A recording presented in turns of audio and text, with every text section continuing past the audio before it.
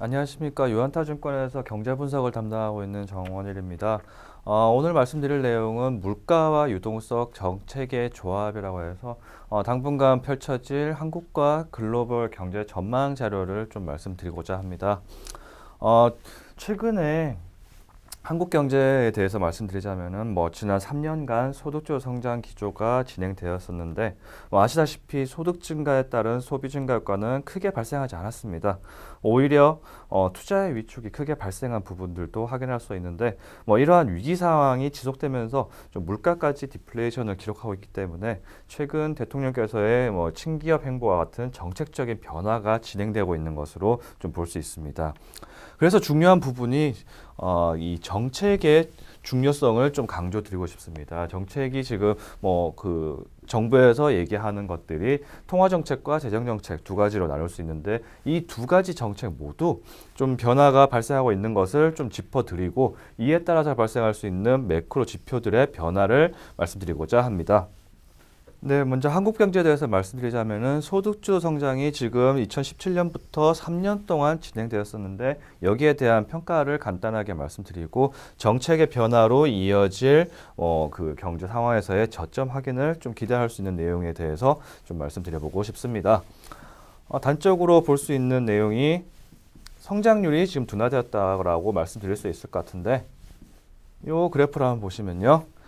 2011년 이후부터 한국의 경제 성장률은 3% 내외를 기록을 했었습니다. 그런데 이제 그 정권이 바뀌고 난 이후부터 성장률이 많이 정체되기 시작해가지고 IMF에서는 지금 올해의 한국 경제 성장률을 2.0%로 제시를 하고 있습니다.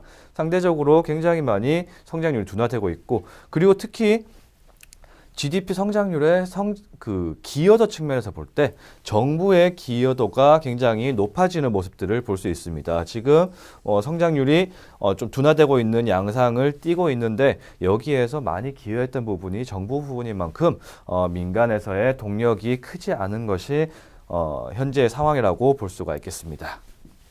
특히 한국 경제에서는 투자의 부진이 많이 이루어졌었는데요.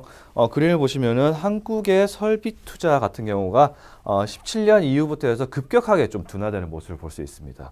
그런데 재밌는 것은 한국과 비슷한 산업 구조를 가지고 있다고 평가되고 있는 대만입니다. 대만의 설비 투자는 한국과는 완전히 정반대의 움직임을 보이고 있는데 이런 부분들이 아무래도 좀 기업의 투자 심리를 좀 위축시킨 한국의 정부 정책에 기인한 것이 아닌가라고도 볼 수 있겠고요. 특히 단적으로 볼 수 있는 것이 최저임금이 급격하게 높아져가지고 작년에 16.4%의 최저임금 인상률을 기록했고 올해에도 마찬가지로 10.9%가 최저임금이 높아진 것을 확인할 수 있습니다. 그래서 이런 부분들이 좀 기업의 심리를 위축시킨 현상으로 작용하지 않았나라고 볼 수가 있겠는데요. 지금부터는 조금 스탠스의 변화가 발생하고 있는 것이 아닌가라고 볼 수 있겠습니다. 자, 이 그림을 보시면요. 일단 통화정책의 변화가 발생하고 있습니다. 사실 최근 2년간 주택 가격 상승을 좀 억제하기 위한 목적도 분명히 있었겠죠. 금리 수준 자체가 좀 동결 기조가 많이 이루어졌었고 심지어는 18년도에는 인상도 한번 적용된 부분들이 확인되고 있습니다. 그럼에도 불구하고 최근에 7월 달에 한국은행에서 기준금리를 1회 낮추고요. 10월 달에 다시 한번 인하시킨 이러한 결정들이 이제 경제 구조를 좀 변화시키려고 하는 의지를 반영하는 것이 아닌가라고 볼 수 있겠고 재정 지출의 증가율도 마찬가지입니다. 17년, 18년까지는 좀 낮은 수준에서 머물고 있었는데 재정 지출 증감률이 2019년, 20년도에는 좀 많이 높아지는 것을 예상하고 있습니다. 이렇듯이 통화 정책과 재정 정책의 공조를 통해 가지고 성장률의 반등을 좀 꾀하고 있는 상황이 현재 시점이 아닌가라고 볼 수 있겠습니다. 특히 기준금리 인하를 통해서 발생할 수 있는 효과에 대해 가지고 좀 말씀드리고 싶은데요. 일단 기준금리 인하는 결국 시중금리의 하락으로 이어지게 되는데 사실 경상소득 대비 이자 비용 부담을 하고 있는 그런 수치가 보시면은 중간 30대에서 50대 세대들 그러니까 주력 소비 계층이겠죠. 이 세대들의 이자 비용 부담이 상대적으로 꽤 높은 수준으로 형성되어 있습니다. 이런 사람들의 이자 비용 부담을 조금씩이나마 줄여준다면 가처분 소득의 증가 효과로 이어질 수 있겠는데요. 보시면은 30대에서 50대까지의 경상소득 대비 가처분 소득 증가율이 이렇게 80% 초반대로 형성되어 있습니다. 이 비율을 조금씩 높여주면은 가처분 소득이 조금씩 높아질 가능성이 있고, 이에 따라서 소비 지표들이 조금 반등할 가능성을 좀 열어놔야 되지 않을까라고 볼 수 있겠는데요. 소비 지표를 확인할 수 있는 단적인 예가 바로 신용카드 사용 금액입니다. 신용카드 사용 금액의 전체 금액을 보시면은 사실 조금씩 둔화하고 있는 것은 맞습니다. 그렇지만 여전히 이 레벨이 플러스 영역에 와 있는 것은 전년 대비해서 지출을 조금 더 많이 하고 있다라고 말씀드릴 수 있는데, 품목별로 나눠보면은 최근에 그 오락문화 그리고 인터넷 쇼핑 이런 측면에서의 지출 규모들이 조금씩 증가하고 있는 모습들, 그리고 전반적인 소매 판매 사이클도 올 연초를 저점으로 해서 반등의 모습을 보이는 것으로 봤을 때 금리 인하 효과가 지금부터 좀 발생하지 않을까. 그리고 이런 금리 인하 효과는 가처분 소득을 증가시켜서 경제 성장률을 좀 자극시킬 수 있겠다. 소비를 증가시킬 가능성이 있겠다라고 말씀드릴 수가 있겠습니다.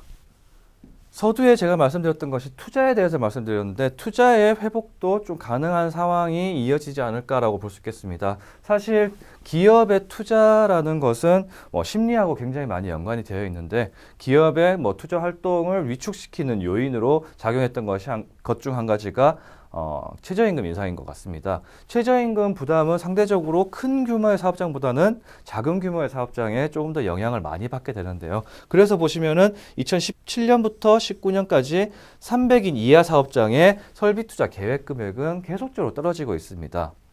그렇지만 이제 좀 대규모 사업장 같은 경우에는 2019년도에 설비 투자 계획 금액이 반등에 성공한 것을 볼 수 있겠죠. 이를 통해서 알 수 있는 내용은 지금까지 최저임금 인상률이 굉장히 높았기 때문에 소규모 기업들의 투자가 굉장히 위축되었었는데, 잘 아시다시피 최저임금 인상률이 재작년 16.4%, 작년 10.9%에서 올해는 2%대로 많이 낮아졌다라는 것은 소규모 기업들의 투자 심리를 조금씩이나마 회복시킬 수 있는 요인으로 작용할 수가 있겠습니다. 그래서 이런 투자 회복 역시 좀 기대할 수 있는 부분이라고 볼 수가 있겠고요.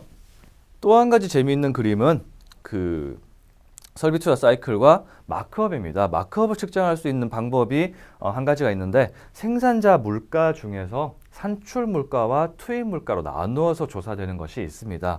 사실 산출 물가라는 것은 기업의 입장에서 판매 가격이라고 볼 수 있겠고요. 투입 물가라는 것은 원자재를 구입하는 비용적인 측면이라고 볼 수 있겠습니다. 수익과 비용을 차감한다면 결국 그것이 기업의 마크업이라고 볼 수 있는데, 이 마크업의 사이클과 설비 투자 사이클이 거의 비슷하게 움직이는 것을 볼 수 있습니다. 설비 투자의 12개월 레그 값과 마크업은 동행하는 모습을 보이는데, 최근에 생산자 물가가 좀 정체되어 있는 모습을 보이다가 반등하는 모습을 보이고 있습니다. 설비 투자와 마크업이 동행한다면 이렇게 많이 둔화되었던 설비 투자도 반등의 여지가 분명히 있지 않을까라는 것으로 평가할 수가 있겠고요.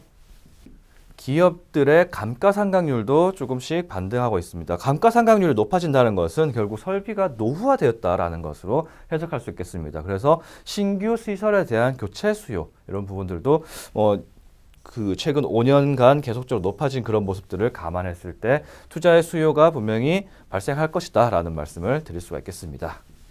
자, 예산에 대해서도 굉장히 바뀐 모습들을 볼 수 있는데, 2019년 대비 20년의 정부 예산의 분야별 증가를 보시면 사실 지난 2년간 보건복지 고용에 대해서 좀 집중을 많이 했었다면 지금부터는 산업에너지, R&D, 그리고 최근에 행보를 보여주시고 있는 SOC 투자, 이런 부분들로 좀 예산 편성을 많이 집행하겠다라는 부분들을 감안한다면은 정부 정책적인 스탠스에 있어서도 많은 변화가 발생했던 것으로 확인할 수가 있습니다. 그래서 한국경제에 대해서 요약을 간단하게 말씀드리자면은 금리 인하를 통해서 발생할 효과들이 몇 가지가 있습니다. 첫 번째로 이자 비용 부담 감소로 가처분 소득이 증가한다. 이를 통해서 소비가 증가하는 효과를 가질 수가 있겠죠. 그리고 두 번째로 주택 심리도 반등을 할 가능성이 분명히 있습니다. 그래서 부의 효과, 웰스 이펙트가 발생할 가능성이 있겠고요. 시설 자금 대출 수요의 회복과 투자 확대 이런 부분들도 금리 인하를 통해서 확인할 수가 있겠습니다. 마크업에 대해서 간단하게 말씀드렸었는데 마크업 상승이 좀 기대되고 있기 때문에 투자가 좀 반등할 수 있는 여지도 존재하고 있고요. 그리고 최저임금 부담 감소로 소규모 기업들의 시설 투자 같은 것들도 뭐 장기적으로는 좀 기대해 볼 만한 요소이지 않을까라고 볼 수 있겠습니다. 사실 한국 경제보다 문제가 되는 것은 글로벌 경제입니다. 뭐 아시다시피 IMF에서 10월 달에 전망치를 좀 제시를 하고 있는데 올 연초에 전망했던 것보다 굉장히 급격한 속도로 낮아지고 있고 이 3.0%라는 세계 경제 성장률 전망치가 지난 글로벌 금융위기 이후에 가장 낮은 수준입니다. 그래서 그리고 뭐 OECD에서 전망하고 있는 수치 자체도 굉장히 낮은 수준을 기록하고 있고 이런 그 낮은 성장률을 전망하는 이유로서 무역 분쟁에 대한 얘기들을 언급하고 있습니다. 사실 그런 부분들이 해소된 상황은 아니지만 추가적으로 이벤트들이 발생하지 않는다면 결국 지금부터는 펀더멘털 지표들을 좀 확인해야 된다라고 말씀드릴 수 있을 것 같은데 간단하게 요약만 말씀드리자면 네, 국가별로 요약만 간단하게 말씀드리도록 하겠습니다. 먼저 미국 같은 경우에는요. 향후 소비 여건이 개선되기에는 제약 조건이 좀 상존하고 있는 것이 아닌가라고 평가됩니다. 사실 미국은 소비에 의해서 결정되는 국가라고 봐도 무방합니다. 소비가 GDP에 차지하는 비중이 70% 정도 차지하고 있기 때문에 소비 경기를 굉장히 유심하게 봐야 되는데 소비를 확대시키기 위해서는 몇 가지의 선행 조건이 필요합니다. 먼저 주택 시장에서의 개선세를 통해 가지고 웰스 이펙트가 발생해야 되고요. 그리고 고용 시장이 추가적으로 활황을 이루어서 임금을 많이 받아야지만 소비가 증가할 수밖에 없습니다. 그런데 지금 주택 시장 움직임을 보시면은 주택 시장 거래와 공급은 회복되고 있습니다. 그렇지만 아직까지 가격의 반등 속도는 그렇게 빠르지 않기 때문에 부의 효과가 좀 제한적인 상황이다라고 말씀드릴 수 있을 것 같고요. 고용 시장도 지금 뭐 구인 건수 같은 것들을 보면은 뭐 고용 시장이 추가적으로 좀 개선될 수 있을까?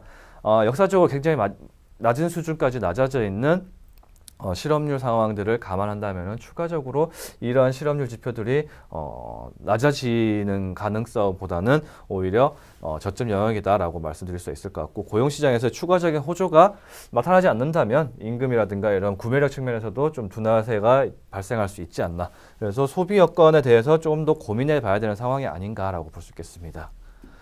반면에 유로존 같은 경우 현재는 부진합니다. 유로존은 현재는 부진하지만 반등 가능성이 분명히 존재하는 상황으로 좀 판단하고 있는데 사실 독일의 자동차 수주와 기업들의 심리 지표 이런 지표들이 좀 회복세를 가지고 있기 때문에 조금 기대감을 가지고 봐야 되지 않을까라고 생각할 수 있을 것 같고 미국과는 다르게 굉장히 안정적인 노동시장이 이어지고 있습니다. 실업률이 계속적으로 낮아지고 있고 자연 실업률보다 높은 상황이기 때문에 추가적인 개선이 가능하다. 그리고 실제 가계들의 소득 수준을 보더라도 강건한 수준이 이어지고 있기 때문에 좀 추가적인 하락보다는 현재가 저점 영역에 있는 것이 아닌가라고 평가할 수 있을 것 같습니다.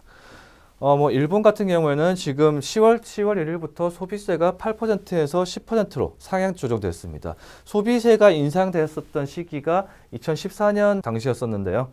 그 당시에 성장률이 2개 분기 연속으로 좀 둔화세가 빠르게 진행됐던 경험을 미루어 본다면 당장 이번 10월 달에 소비세 인상의 효과로서 내년의 경제 성장률은 좀 부진하지 않을까라고 볼 수 있겠습니다. 마지막으로 중국은 적극적 경기 부양책이 올 연초부터 재정 투입 그리고 지준율 인하를 통해서 진행되고 있었는데 그런 부분들은 베이스로 깔고 난 다음에 무역 분쟁의 향방에 따라 가지고 그 합의에 성공한다면 반등 가능성이 존재하는 것으로 볼 수가 있겠습니다.